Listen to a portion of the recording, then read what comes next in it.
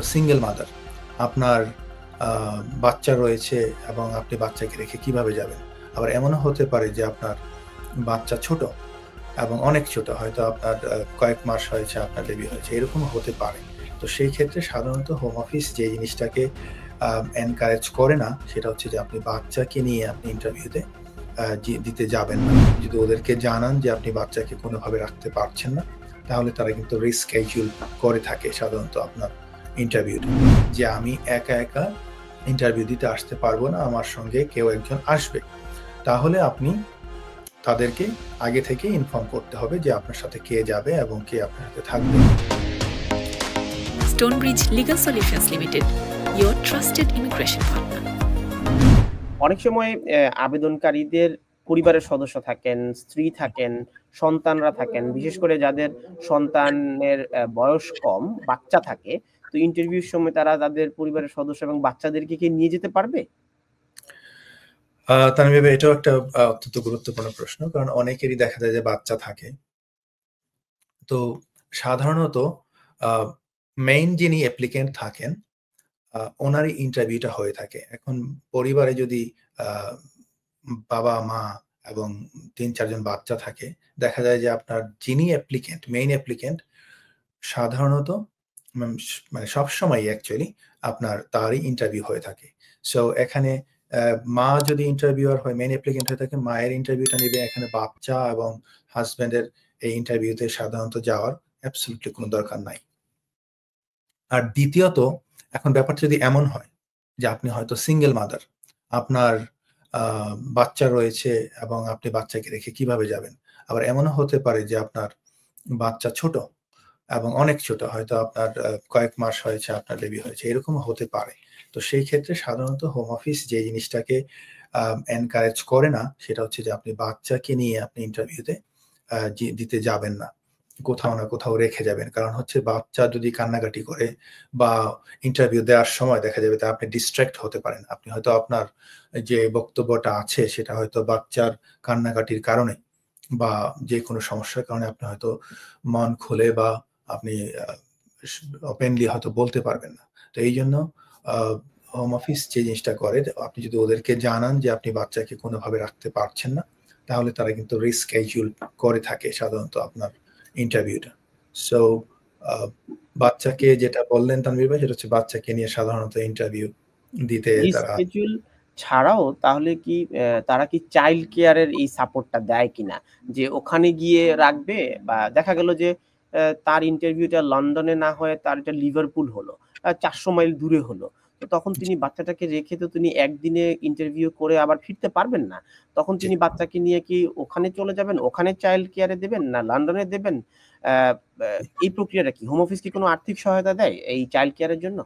না, home office সাধারণত যদি আপনি এলিজিবল হন, আপনার আর্থিক যে সহযোগিতা দেয় সেটা হচ্ছে আপনার টিকেটটা কেটে দেওয়া। আপনার ইন্টারভিউ যদি আপনার একটু দূরে পড়ে, আপনি যদি ওদেরকে জানান যে আপনার আর্থিক সেই সামর্থ্যটা নাই যে আপনি এই টাকা কেটে বা ট্রেনের ভাড়া দিয়ে এত দূরে গিয়ে ইন্টারভিউ দিবেন, সেক্ষেত্রে তারা টিকেটটা কেটে একটা নির্দিষ্ট জায়গায় আপনাকে বলে টিকেটটা সংগ্রহ করার জন্য। সাধারণত ট্রেন স্টেশনগুলোতে আপনাকে বলে থাকে। আবার অনেক সময় তারা টিকেট একদম বাই পোস্টে আপনার অ্যাপ্লিকেন্টের বা আবেদনকারীর বাড়িতে পাঠিয়ে দিয়ে দেয় কিছুদিন আগে। আর বেবির ক্ষেত্রে আপনি যেটা বললেন, সেটা হচ্ছে যে হোম অফিস সাধারণত আপনার চাইল্ড কেয়ারার বা এই জিনিসটা এই সার্ভিসটা প্রোভাইড করে না। বাট আপনার যদি সিরিয়াসলি কোনো সমস্যা থাকে, আপনি অবশ্যই হোম অফিসের সাথে আগে যোগাযোগ করবেন যাতে করে কোনো একটা ব্যবস্থা আগে থেকে করা যায়। এখন তো আমরা জানলাম যে শিশু বা বাচ্চাদেরকে নিয়ে যাওয়া যাবে না। আসলে কি নিয়ে যাওয়া যাবে? কাদেরকে নিয়ে সেখানে যাওয়া যাবে? জি। তিনি যদি ভালনারেবল হন, তিনি স্পাউস নিয়ে যেতে পারবেন কিনা? বা তিনি যদি ইংরেজি না বোঝেন, তিনি কি ইন্টারপ্রেটার নিতে পারবেন কিনা? এগুলো যদি একটু খুলে বলেন। জি, তানভীর ভাই, এখানে আমি ১ম এ যে জিনিসটা বলব যে সাধারণত যারা আবেদনকারী তারা সাথে নিয়ে যেতে পারেন হচ্ছে তাদের লিগ্যাল রিপ্রেজেন্টেটিভকে সাথে নিয়ে যেতে পারেন। তো লিগ্যাল রিপ্রেজেন্টেটিভকে আপনি নিতে পারেন। আপনি যদি কোনোভাবে আপনি মনে করেন যে আপনি এবল না, হোম অফিসে যাওয়ার জন্য, বা ধরেন আপনার পায়ের সমস্যা আছে বা কোনো ধরনের প্রবলেম আছে, বা আপনি হয়তো হুইল চেয়ারে বসে আছেন। তো সেই ক্ষেত্রে হয়তো আপনার যে কেয়ারার আছেন বা আপনার যদি খুব ক্লোজ ফ্রেন্ড আছেন, আপনি যদি হোম অফিসকে আগে থেকে জানান যে আমি একা ইন্টারভিউ দিতে আসতে পারবো না, আমার সঙ্গে কেউ একজন আসবে। তাহলে আপনি তাদেরকে আগে থেকে ইনফর্ম করতে হবে যে আপনার সাথে কে যাবে এবং কে আপনার সাথে থাকবে। বাট অবভিয়াসলি আপনার লিগ্যাল রিপ্রেজেন্টেটিভ আপনার সবসময়ই আপনার সাথে যেতে পারবে যদি আপনি প্রয়োজন মনে করেন। বাট এই ক্ষেত্রে আমি একটু বলে রাখি যে লিগ্যাল রিপ্রেজেন্টেটিভের যে কাজটা, এখানে ফাংশনটা হচ্ছে very limited, because legal representative আপনার সাধারণত ওই জায়গায় স্পেসিফিক্যালি কোনো মানে কারণ ছাড়া আপনার পক্ষে কোনো প্রকার কথা বলতে পারবে না।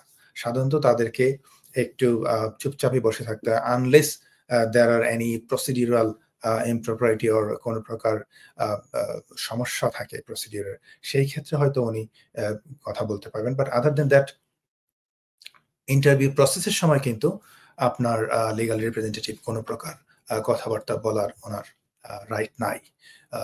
বাট আর যে বিষয়টা বলছিলাম যে কারা পারবে, হ্যাঁ অবভিয়াসলি আপনি যদি হোম অফিসে যেতে না পারেন তাহলে হয়তো আপনি কাউকে নিয়ে যেতে পারবেন, আগে থেকে জানিয়ে দিতে হবে। আর কাদেরকে নিতে পারবেন না, ধরুন কোনো একজন আপনি ফ্রেন্ড বা আপনার ফ্যামিলি মেম্বার বা কাউকে নিতে চাচ্ছেন, তাদেরকে কিন্তু আপনি সাধারণত নিতে পারবেন না যদি তাদের নিজস্ব কোনো ক্লেইম থাকে, তাদের সেপারেট কোনো ক্লেইম থাকে, তারা নিজেরাও অ্যাসাইলাম সিকার বা ঐরকম কিছু ক্ষেত্রে আপনি কিন্তু তাদেরকে হোম অফিসে নিয়ে যেতে পারবেন না। সো এই জিনিসটা আগে থেকে আপনার হোম অফিসকে ইনফর্ম করতে হবে।